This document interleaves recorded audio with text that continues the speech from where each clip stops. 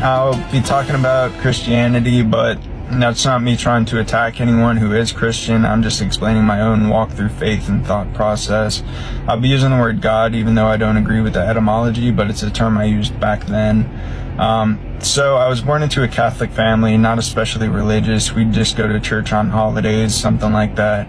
And it always felt forced to me. I didn't like the idea of having to confess my sins to a priest because I can talk to God himself. I didn't like the idea of purgatory and their concept of salvation when they said Jesus died for my sins. And I didn't like the history of it and how a lot of those concepts really persisted through the years. So I was essentially in a gray area and basically prayed to God, I don't know what rules to follow, but I admit you exist and I want to follow the correct one, so I trust you'll lead me where to go. So I eventually found a Baptist church and started going to that and was heavily invested in it, but started finding things that I didn't like once again. And like how money was spent. I didn't like how this church would make hundreds of thousands of dollars, and then if you wanted to go on a missions trip or fund certain things, you would have to pay for that yourself. That didn't make sense to me. I didn't like the concept of salvation either, because if Jesus died for your sins, but not believing in him is a sin, then shouldn't that cover that sin too?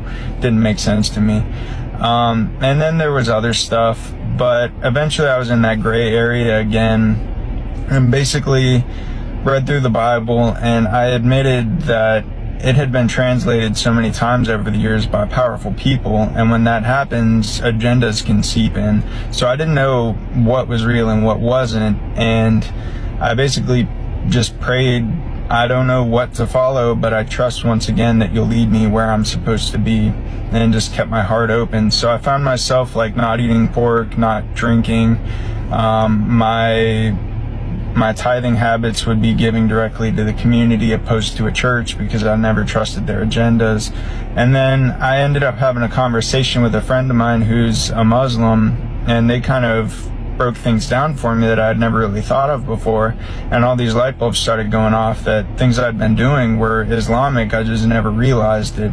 So once I started reading the Quran and getting into it and seeing how much it actually aligned with my thoughts and the concept of salvation in Islam and everything like that, really just fit perfectly with the mindset that I had grown over the years. So it was kind of like finding a home I didn't know I had.